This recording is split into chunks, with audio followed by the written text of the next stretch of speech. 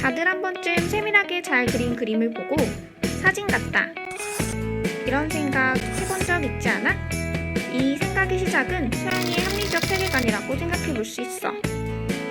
그림이랑 세계관이 무슨 관련이냐고? 세계관은 세상에 대한 독특한 관점을 말해. 그러니까 세계관은 공간과 사물을 바라보는 방식에 영향을 주고 바라보는 방식은 표현하는 방법을 결정한다는 거야. 따라서 사람에 의해 표현된 그림은 그 사람의 세계관을 반영하고 있다는 거지. 그렇다면 우리는 우리도 모르는 사이에 서양의 합리적 세계관에 영향을 받고 있었던 걸까? 서양의 합리적 세계관은 공간과 사물을 어떻게 바라보고 어떻게 표현했는지 함께 살펴볼래? 서양에서는 자연 공간을 다듬어지지 않은 상태로 보고 인간의 손길을 통해 완성해야 한다고 생각했어. 자연 속에 살아가며 늘 자연의 영향을 받을 수밖에 없는 인간은 변화무쌍하고 예측하기 힘든 자연을 인간이 극복해야 할 대상이라고 생각한 거야. 그래서 자연과 인간을 철저하게 분리하고 인간이 가진 이성과 합리성을 통해 자연을 통제하고 개척하며 적극적으로 이용하고자 했지. 사물을 바라보는 시선은 인간의 소유물이자 인간이 가진 지위, 부, 권력 등을 암시하는 수단으로 여겼어. 인간은 사물을 이용해 자신에 대한 정보를 드러내며 자신을 과시하고 뽐내기도 했지. 마치 오늘날의 플렉스 느낌이랄까? 서양의 합리적 세계관은 인간 중심에서 대상을 파악하고자 했기 때문에 사물은 그저 인간의 의지에 따라 이용되는 대상이었어. 하지만 자연이나 사물을 인간과 분리해서 바라보는 방식은 공간과 대상을 객관적인 관점으로 관찰하고 탐구하는 자세로 이어지기 때문에 오늘날의 발전된 과학 문명을 가져왔다고 할 수 있어. 대상은 형태가 있고 형태 안에 비례가 존재하며 비례 안에 숫자가 있기 때문에 완벽한 원리를 찾기 위해 냉철한 시선을 발휘한 거지. 그럼 서양의 합리적 세계관으로 세상을 바라보는 방식은 세상을 어떻게 표현했는지 궁금하지 않아? 서양에서는 인간을 둘러싼 자연 공간을 풍경화로 표현했어. 서양의 풍경화를 보면 자연에 대한 합리적이고 과학적인 인간 중심의 세계관을 엿볼 수 있어. 자연 공간으로부터 분리된 인간은 그저 눈앞에 펼쳐진 풍경을 정확히 재현하기 위한 관찰자의 역할을 묵묵히 담당하는 거지. 여기에서 설정한 관찰자의 보는 방식을 고정시점이라고 해. 고정시점이란 관찰자가 정지한 한 지점으로부터 이동하지 않고 한 방향만을 바라본 정적인 시점을 의미해. 이 방법은 마치 카메라로 촬영한 공간의 사진을 보는 것처럼 눈에 보이는 풍경을 있는 그대로 담아내기 때문에 풍경화를 보는 사람이 실제로 자신의 눈앞에 펼쳐진 풍경을 보는 듯한 착각을 느끼게 되는 거지. 사진 같은 사실적 그림, 풍경화는 단일한 하나의 시점으로부터 멀고 가까운 공간의 거리감을 담고 있어. 이렇게 공간의 거리로부터 느껴지는 깊이감의 표현 방법을 원근법이라고 해. 한자로는 멀건 가까울 군, 기억하기 쉬운 명칭이지. 원근법은 투과하여 보다라는 의미의 그리스어 펄스피스어에서 유래했어.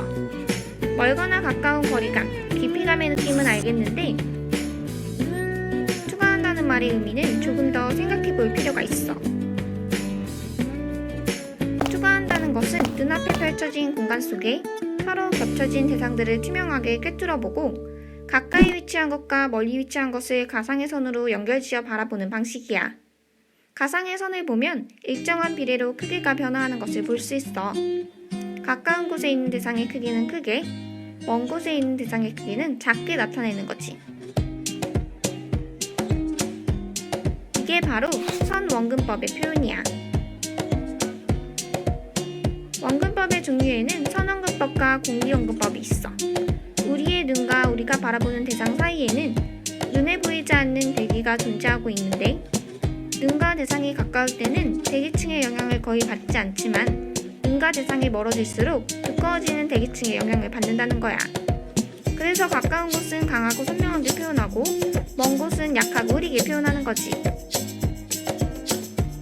바로 이 표현 방법을 공비원근법이라고 해. 사실 이 원근법이라고 불리는 표현 방식의 발견은 엄청났어.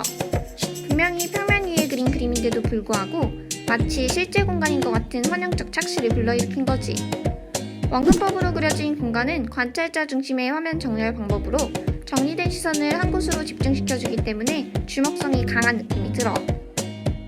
이렇게 정리해서 보여주는 방식은 인간이 공간을 다듬고 통제한다는 느낌을 줄 뿐만 아니라 인간이 소유한 더 넓은 공간을 효과적으로 보여주는 역할도 할 수 있어. 서양의 공간 표현은 인간이 자연을 보고 느낀 감동보다는 눈에 보이는 있는 그대로의 모습을 표현하기 때문에 인간의 시각적 객관성을 반영한 표현이라고 볼 수 있어. 계속해서 사물의 표현 방식을 살펴보자면 서양에서 사물을 표현한 그림인 정물화는 정지한 물체, 스스로 움직이지 못하는 생명력이 없는 대상을 표현한 그림이야.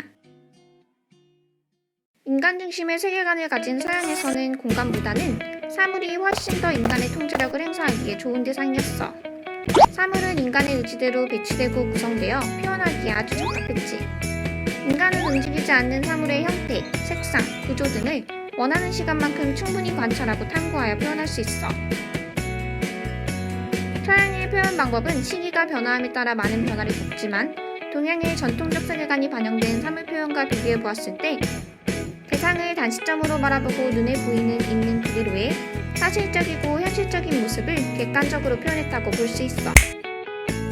지금까지 살펴본 내용을 플로우맵으로 정리해보면 좋을 것 같아. 먼저 공간을 볼 때 서양에서는 부질서한 자연의 변화무쌍함을 인간이 다듬었을 때 완성된다고 생각했기 때문에 자연을 통제하고자 했고 객관적인 시각 질서를 일정한 고정 시점으로 체계화시켰다고 할 수 있어. 고정 시점이 반영된 원근법은 풍경화의 모습으로 세상을 재해석해서 표현된 거야. 다음으로 사물은 인간의 소유물로서 인간 중심으로 파악하고자 했으며 정지한 대상을 한 지점에서 한 방향으로 바라본 단시점으로 통합시키고 평면에서 대상의 입체감과 공간감이 느껴지도록 원근법을 적용한 정물화가 있어. 정물화의 사물들은 매우 사실적이고 정확하게 표현된 걸 볼 수 있어. 서양의 합리적 세계관은 세상을 바라보고 표현하는 정돈된 시선과 분명한 태도를 가진 것 같아. 결국 우리가 세밀하고 꼼꼼하게 묘사된 그림을 보고 사진 같다 라고 생각한 건 마치 카메라를 통해 바라본 세상의 모습처럼 대상을 객관적인 시각으로 바라보고 정교하게 표현한 서양의 합리적 세계관에 익숙해져 있기 때문인 것 같아. 이번 아트플로우에서는 세상을 바라보는 우리들의 관점이 어떤 방식에 익숙해져 있는지 그리고 익숙하지 않은 관점으로 세상을 바라본다면 어떤 표현 방법으로 세상을 재해석할 수 있을지 재미있는 상상을 시작해볼 수 있는 계기가 된 것 같아. 그럼 우린 다음에 또 보자.